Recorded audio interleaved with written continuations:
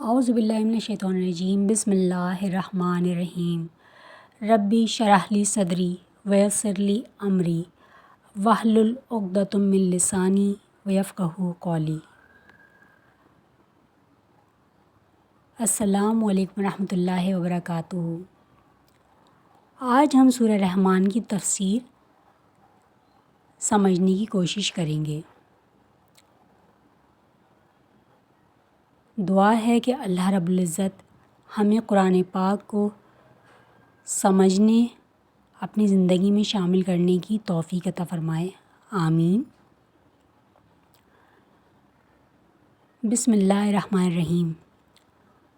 سورہ قمر میں فرمایا گیا تھا کہ ہم نے ہر چیز ایک مقرر اندازے سے بنائی ہے۔ اب سورہ رحمان پورے کا پورا اس آیت کی تشریح میں ہے، جس میں اللہ کی رحمانیت اور رحیمی کا ذکر بارہا آیا ہے۔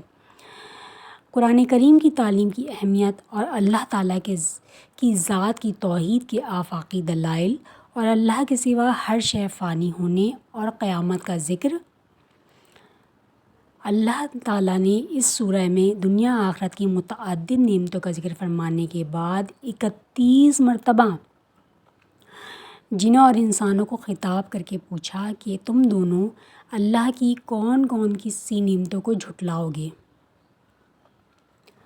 جس طرح سورہ قمر میں ہر نئے عذاب کے بعد فکیف کان عذابی آیا ہے، اسی طرح اس سورہ میں 31 بار فبأی آلاء ربکما تکذبان آیا ہے، تاکہ لوگ متنبہ ہوں، شکر نعمت کی ترغیب ہو اور وہ فکر آخرت کریں اور جنت کے حقدار بنیں۔ یہاں یہ بات قابل ذکر ہے کہ اللہ ہی قرآن کا اصل معلم ہے۔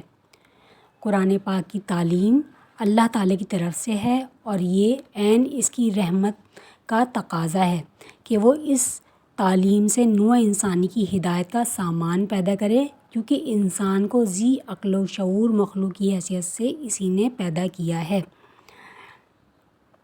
کائنات کا سارا نظام اللہ تعالیٰ کی فرما روائی میں چل رہا ہے اور زمین و آسمان کی ہر چیز اس کی تابع فرما ہے۔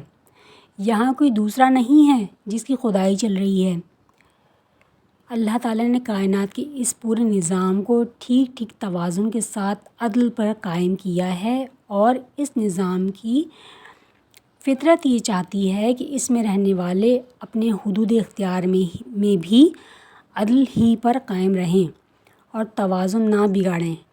اللہ تعالیٰ دنیا کے کسی گوشے میں تعدی، طغیان اور حدود سے تجاوز کو پسند نہیں فرماتا۔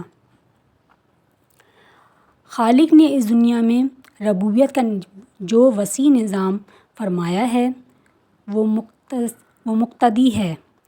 انسان اس میں شتر بے مہار بنا کر نہیں چھوڑا گیا، بلکہ لازماً ایک دن ایسا آئے گا جس میں اللہ تعالیٰ لوگوں کا حساب کرے گا، جو انعام کے مستحق ٹھہریں۔ معاف کیجیے گا۔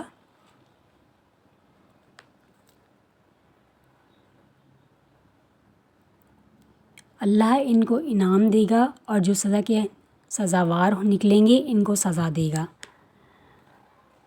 اللہ تعالیٰ ہی نے جنوں اور انسانوں کو آگ اور مٹی سے پیدا کیا، اور وہ ان کو دوبارہ بھی پیدا کر سکتا ہے۔ اس کام میں اس کو کوئی زحمت نہیں پیش آئے گی۔ اس ساری کائنات کا تصرف اللہ ہی کے پاس ہے۔ مشرق و مغرب دونوں کا رب وہی ہے۔ جو طلوع ہوتے ہیں اسی کے حکم سے طلوع ہوتے ہیں، اور جو ڈوبتے ہیں اسی کے حکم سے ڈوبتے ہیں۔ اس کائنات کے ازداد میں اس نے اپنے وجود سے بالاتر مقصد کے لیے سازگاری پائی جاتی ہے، جو اس بات کی شہادت ہے کہ ایک بالاتر ارادہ سب پر حاوی ہے، جو ان تمام ازداد کے اندر توافق پیدا کرتا اور ان کو اس کائنات کے مجموعی مفاد میں استعمال کرتا ہے۔ اگر ایسا نہ ہو تو یہ کائنات اپنے ازداد کے تصادم سے فنا ہو جاتی۔ اس کا باقی رہنا ہی اس بات کی دلیل ہے کہ اس پوری کائنات پر صرف ایک ہی قاہر و حکیم کا ارادہ کار فرما ہے۔ یہاں نعمتوں کے جھٹلانے سے مراد وہ متعدد رویے ہیں جو اللہ تعالیٰ کی نعمتوں اور اس کی قدرت کے کرشموں اور اس کی صفات حمیدہ کے بارے میں لوگ اختیار کرتے ہیں۔ مثلاً بعض لوگ سرے سے یہی نہیں مانتے کہ ان ساری چیزوں کا خالق اللہ تعالیٰ ہے۔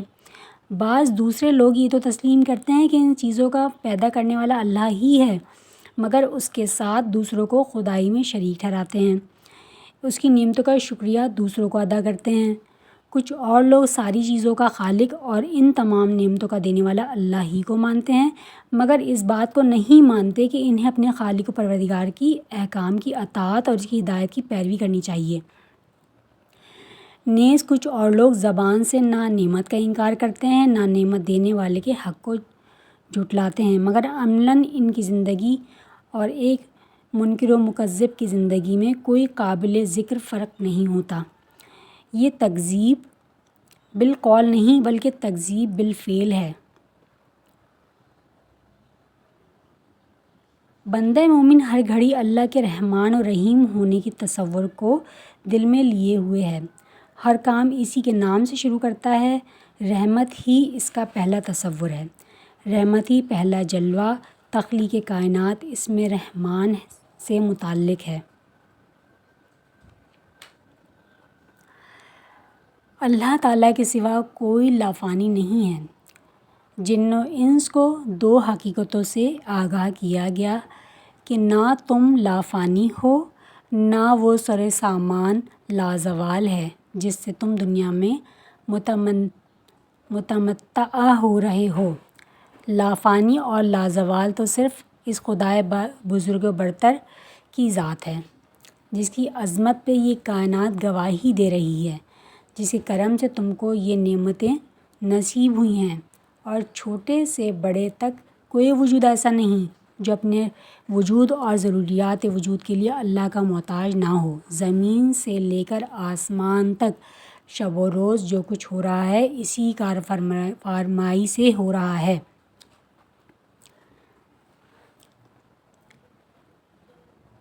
دونوں گروہوں کو خبردار کیا گیا ہے کہ اے جن و انس، عنقریب وہ وقت آنے والا ہے جب تم سے باز پرس کی جائے گی، اس باز پرس سے بچ کر تم کہیں نہیں جا سکتے۔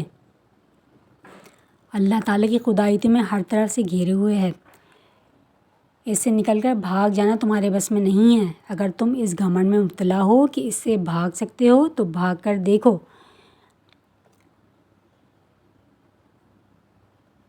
یہ باز پرس قیامت کے روز ہوگی۔ اس دن کسی مجرم کا جرم ثابت کرنے کے لیے کسی ثبوت اور گواہی کی ضرورت نہ ہوگی، بلکہ مجرموں کی پیشانیاں خود ان کے مجرم ہونے کی گواہی دیں گی۔ پھر وہ چوٹی اور پاؤں سے پکڑ کر جہنم میں جھونک دیے جائیں گے۔ مجرموں کو سزا دینا بھی وفاداروں کے حق میں انعام ہے، اور اس سزا کا بیان کرنا بھی تاکہ لوگ سن کر اس جرم سے باز رہیں، یہ مستقل انعام ہے۔ اللہ تعالیٰ کی انعامات بے شمار ہیں۔ اللہ تعالیٰ سے ڈر کر زندگی گزارنے والے جن و انسان کے لیے جنت میں 2 باغ ہوں گے، ان میں 2 چشمے رواں ہوں گے، ہر پھل کی 2 قسمیں ہوں گی۔ شہریان جنت دبیز ریشمی استر والے گدوں پر نہایت آرام سے بیٹھیں گے۔ بیش بہا نعمتوں کے ساتھ ہیرے موتی جیسی دوشیزائیں ملیں گی، جھکی جھکی پلکوں والی، جھکی جھکی نظروں والی منتخب حسینائیں، جن کو اس سے پہلے یعنی کہ اہل جنت سے پہلے نہ کسی مرد نے ہاتھ لگایا نہ کسی جن نے۔ ان 2 باغوں ہی پر نعمتوں کا اتمام نہیں ہوگا، بلکہ 2 اور باغ ملیں گے جن میں جا بجا فوارے پھوٹ رہے ہوں گے، گہرے سبز رنگ کے باغ۔ کھجور، انار اور دوسرے طرح طرح کے ثمرات کی بہتات ہوگی۔ خوبصورت حوریں قیام گاہوں میں چشمے برآ ہوں گی۔ ان جنتیوں نے دنیا میں اللہ کی انتہائی عبادت کی تھی، گویا وہ اس کو اپنی آنکھوں سے دیکھتے تھے۔ اللہ نے ان کو انتہائی بدلہ دیا۔ یعنی کہ اللہ کے نام کی ہی تمام برکات ہیں۔ جس نے اپنے وفاداروں پر ایسے احسان انعام و اکرام فرمائے۔ غور کریں تو تمام نعمتوں میں اصلی خوبی اسی کے نام پاک کی برکت سے ہے۔ اسی کا نام لینے سے نعمتیں حاصل ہوتی ہیں۔ پھر سمجھیں جس کے اسم میں اس قدر برکت ہے، مسمی میں کیا ہوگی۔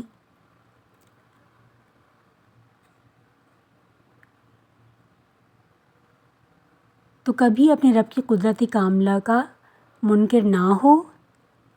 اس صورت میں سمجھداروں کو جھنجھوڑا گیا ہے اور کہا گیا ہے کہ غفلت میں زندگی بسر کرنے کا نتیجہ تمہارے لیے برا ہوگا۔ سب سے پہلے تم عقل سے کام لو کہ اللہ کو پہچانو، یقین کرو کہ تمہیں جو کچھ ملا ہے وہ اللہ ہی کا دیا ہوا ہے۔